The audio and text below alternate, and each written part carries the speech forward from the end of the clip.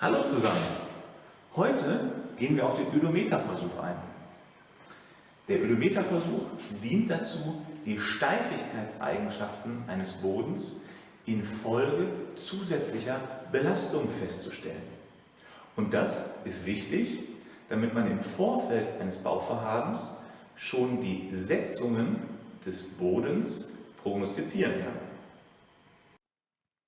Der Ödometerversuch gehört zu den Laborversuchen und ist auch als eindimensionaler Kompressionsversuch bekannt. Hierbei wird ein zylindrischer gesättigter Probekörper in die sogenannte Ödometerzelle eingebaut. Bei axialer vorgegebener Belastung wird der Probekörper stufenweise be- und gegebenenfalls auch entlastet. Dabei wird die Seitendehnung durch den Ödometerring behindert und der Probekörper selbst verdichtet. Das dabei herausgedrückte Porenwasser wird durch zwei Filter, welche oberhalb und unterhalb der Probe anliegen, abgeleitet.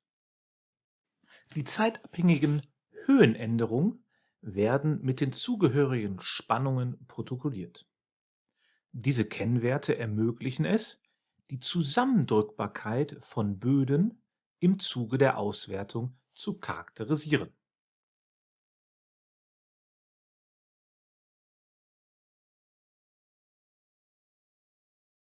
Für die Durchführung des Versuchs werden folgende Komponenten benötigt: eine Probe der Güteklasse 1 nach DIN EN ISO 22475 Teil 1.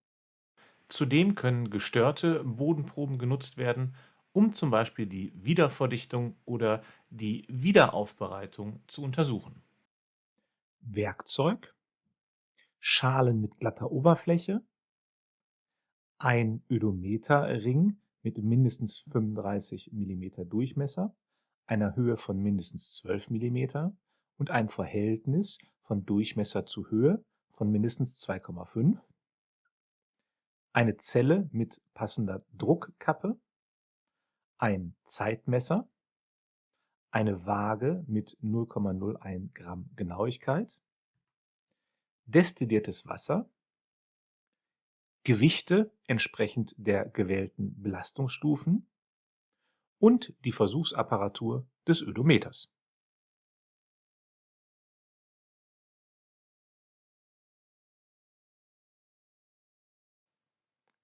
Bevor der Versuch gestartet werden kann, müssen in einem ersten Schritt die auf den Probekörper aufzubringenden Spannungen und deren Abfolge bestimmt und festgelegt werden.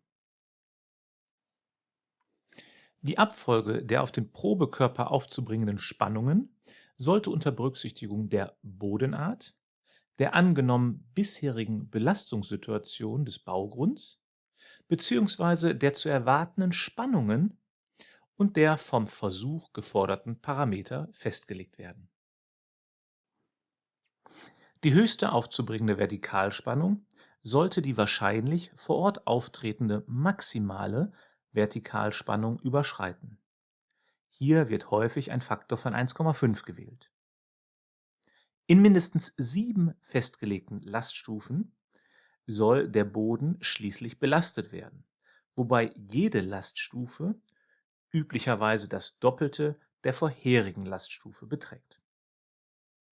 Zudem können gegebenenfalls weitere zusätzliche B- und Entlastungsstufen erforderlich sein, zum Beispiel um sogenannte Konsolidationsparameter zu ermitteln. Für den Probekörper können sowohl ungestörte als auch aufbereitete Proben genutzt werden.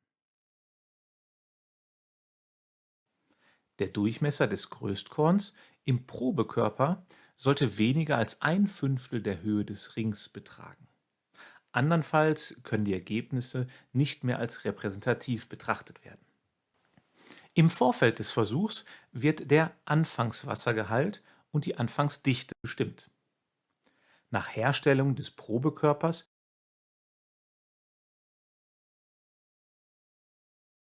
wird dieser zusammen mit dem Ödometerring auf 0,01 Gramm genau gewogen. Daraus wird die Masse des Probekörpers ermittelt. Das Volumen des Probekörpers lässt sich dann über die Abmessung des Ödometerrings bestimmen.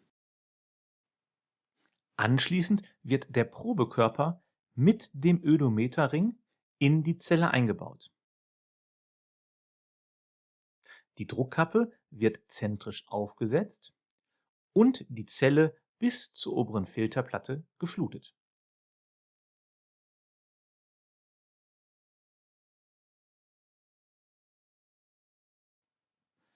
Bevor die Messungen beginnen, wird ein geringer Anpressdruck aufgebracht und das Verformungsmessgerät aufgesetzt. Die Anfangszeit sowie die Anfangsablesung am Verformungsmessgerät werden dokumentiert und der Versuch kann beginnen.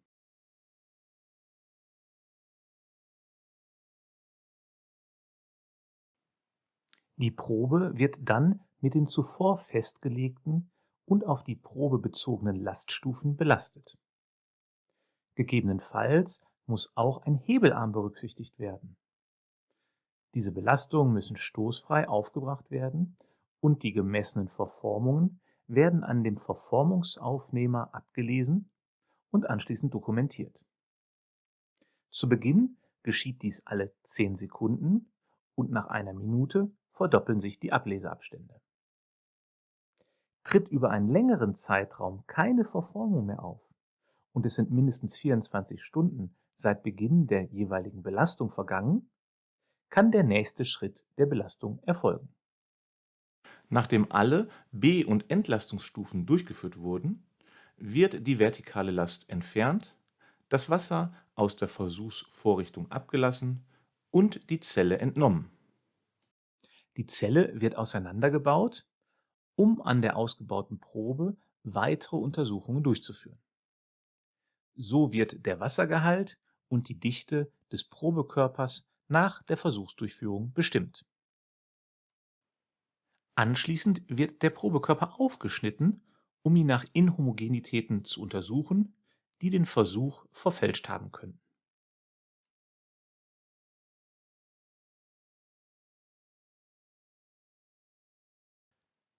Mithilfe der ermittelten Werte können unterschiedliche Auswertungen vorgenommen werden.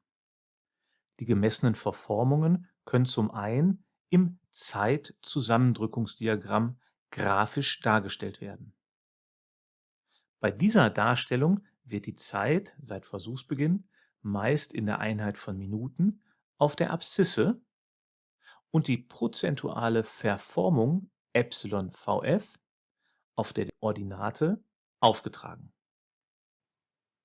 Die prozentuale Verformung εVF entspricht der ursprünglichen Höhe des Probekörpers H0 minus der Höhe des zum entsprechenden Zeitpunkt zusammengedrückten Probekörpers HI in Abhängigkeit zur ursprünglichen Probenkörperhöhe H0.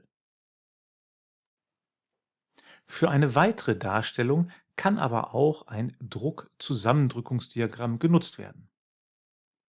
Hier sehen Sie die gemessenen Verformungen und die dazugehörigen wirksamen Spannungen.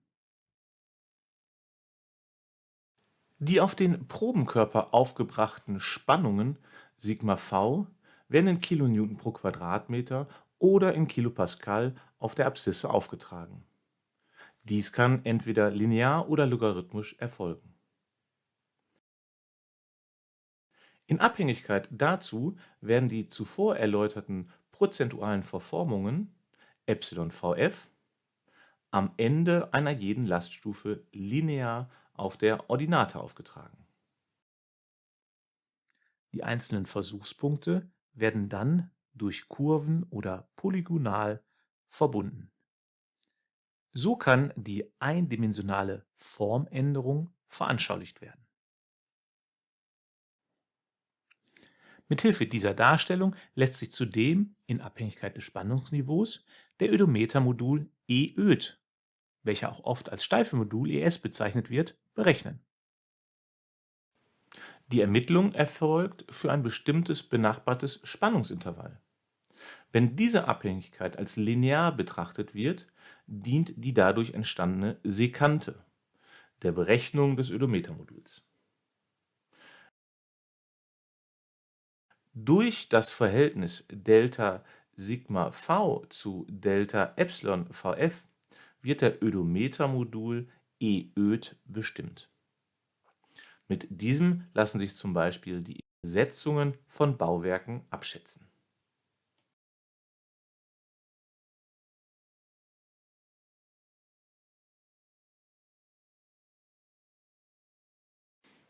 Das nun folgende Beispiel wird die Durchführung des Versuchs und der Ausführung genauer erläutern.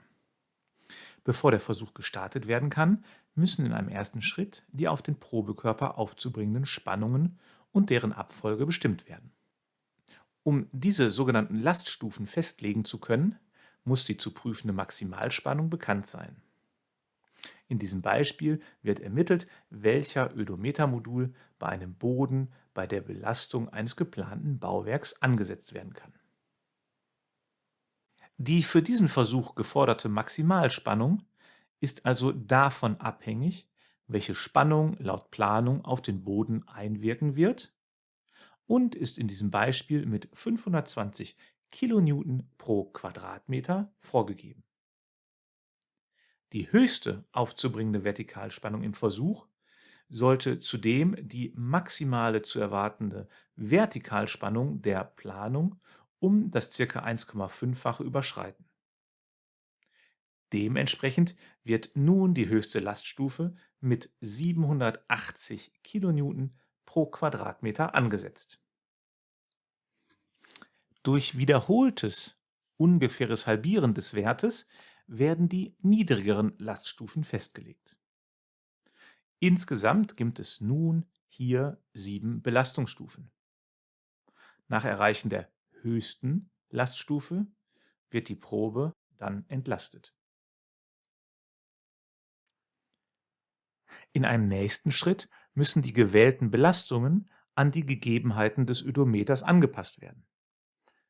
Der hier verwendete Ödometerring hat einen Innendurchmesser von 7,2 cm.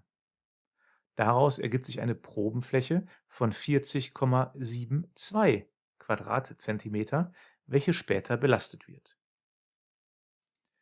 Das zu verwendende bzw. das aufzulegende Gewicht für die Laststufe 7 mit 780 kN pro Quadratmeter berechnet sich also aus dem Produkt von 780 kN pro Quadratmeter mal 10 hoch 3 mal der Probenfläche von 40,72 Quadratzentimeter, welche dann 0,004072 Quadratmeter entspricht. Anschließend wird dieser Wert noch durch die Erdanziehungskraft von 9,81 Meter pro Sekunde Quadrat geteilt. Da wir hier ein Belastungssystem mit Hebel verwenden, muss noch zusätzlich der Hebelarm berücksichtigt werden. Das tatsächlich benötigte Gewicht entspricht einem Zehntel des zuvor errechneten Wertes, weil wir hier einen Hebel vom Faktor 10 haben.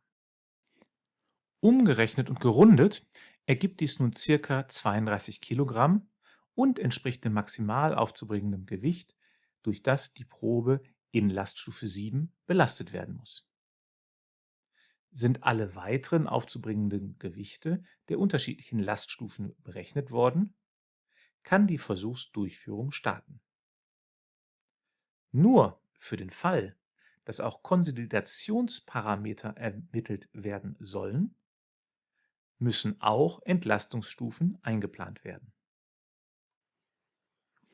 Nun beginnen die Vorbereitungen. Der Ödometerring wird zuerst ohne die Probe und im Anschluss zusammen mit der Probe eingewogen. Dann wird der Ödometerring mit der Probe in die Zelle und diese wiederum in das Ödometer eingebaut und mit einem geringen Gewicht vorbelastet. Die Anfangszeit sowie die Anfangsablesung am Verformungsmessgerät werden dokumentiert. Schließlich wird das erste Gewicht von 0,5 Kilogramm aufgelegt, welches der zuvor festgelegten ersten Laststufe entspricht. Innerhalb der ebenfalls festgelegten Zeitabstände müssen die jeweiligen Abmessungen des Verformungsaufnehmers kontinuierlich notiert werden. Sobald 24 Stunden vergangen sind und keine weiteren Verformungen mehr aufgetreten sind, wird die nächste Laststufe aufgebracht. Dieser Vorgang wiederholt sich für jede weitere B- und gegebenenfalls Entlastungsstufe. Die Probe sollte währenddessen immer wassergesättigt sein. Sollte der Wasserspiegel also sinken, ist es erforderlich, Wasser nachzufüllen. In diesem Beispiel ist die Belastung mit 32 Kilo die letzte Belastungsstufe. Nachdem die Setzungen unter der letzten Laststufe vollständig erfasst sind, wird die Probe stufenweise wieder entlastet. Dann kann sie ausgebaut werden. Das Wasser wird abgelassen und anschließend wird der Ödometerring ausgebaut und eingewogen. Der Probekörper wird getrocknet und erneut eingewogen. Alle notwendigen Werte sind an dieser Stelle ermittelt und die Auswertung kann beginnen. Für die grafische Darstellung der Zeit-Zusammendrückungsbeziehung wird die prozentuale Verformung εVF ermittelt. Die erste Belastungsstufe endet bei einer Zeit von T1 gleich 1440 Minuten. Auf Basis der gemessenen Höhendifferenz von 0,04 mm, bezogen auf eine Gesamthöhe von 20 mm, multipliziert mit 100 ergibt sich die prozentuale Verformung εVF1 von 0,2%. So lässt sich für jede weitere Laststufe die Verformung εVF in Abhängigkeit der zugehörigen gemessenen Höhenveränderung ermitteln. Für die letzte Laststufe bei der Zeit t gleich 10.080 Minuten ergibt die prozentuale Endverformung εVF 7,205%. Dies errechnet sich aus der Höhendifferenz Δh von 1,441 mm in Abhängigkeit zur Anfangshöhe h von 20 mm, umgerechnet in Prozent. Somit verdeutlicht dieses hier dargestellte Beispiel, dass die zu unterschiedlichen Zeitpunkten t aufgebrachten Lasten großen Einfluss auf die Verformung des untersuchten Bodens haben. Mithilfe der weiteren Darstellung des auf diesen Versuch bezogenen dargestellten Druckzusammendrückungsdiagramms lässt sich der Ödometermodul in Abhängigkeit des Spannungsniveaus für ein bestimmtes Spannungsintervall aus der Sekante berechnen. Die zuvor berechneten Verformungen εVF bleiben unverändert. Betrachtet man das Intervall der benachbarten Spannung von Sigma V4 und Sigma V5, berechnet sich der Ödometermodul aus Delta Sigma V durch Delta εVF gleich 195 minus 98 kN pro Quadratmeter geteilt durch 3,335 minus 1,975% und ergibt ein Ödometermodul von 7,13 Meganewton pro Quadratmeter. Betrachtet man aber zum Vergleich das anschließende Intervall der Spannung von Sigma V5 und Sigma V6, berechnet sich der Ödometermodul aus 390 minus 195 kN pro Quadratmeter geteilt durch 5,255 minus 3,335% und ergibt somit einen anderen Wert für den Ödometermodul von 10,16 Meganewton pro Quadratmeter. Es ist daher zu erkennen, dass wesentlich für das Ödometermodul der Spannungsbereich maßgeblich ist.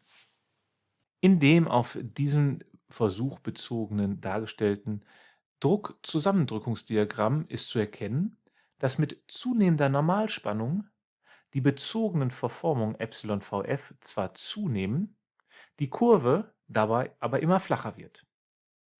Dies bedeutet, dass der Baugrund mit zunehmendem Spannungsniveau steifer wird. Aufgrund der Kurve wird hier aber auch nochmal deutlich, dass es sich bei dem Ödometermodul nicht um einen konstanten Wert handelt, sondern vielmehr, dass dieser vom betrachteten Spannungsniveau abhängig ist. Für unser Beispiel bedeutet dies, dass wir im Spannungsintervall zwischen 390 kN pro Quadratmeter und 780 kN pro Quadratmeter liegen, da wir eine Belastung von 520 kN pro Quadratmeter hatten. Daraus ergibt sich der Ödometermodul von 20 Meganewton pro Quadratmeter. Das war der Ödometerversuch. Mit dem Ödometerversuch zusammengefasst können also die Steifigkeitseigenschaften eines Bodens aufgrund einer zusätzlichen Belastung bestimmt werden, um schon im Vorfeld eines Bauvorhabens die möglichen Setzungen prognostizieren zu können.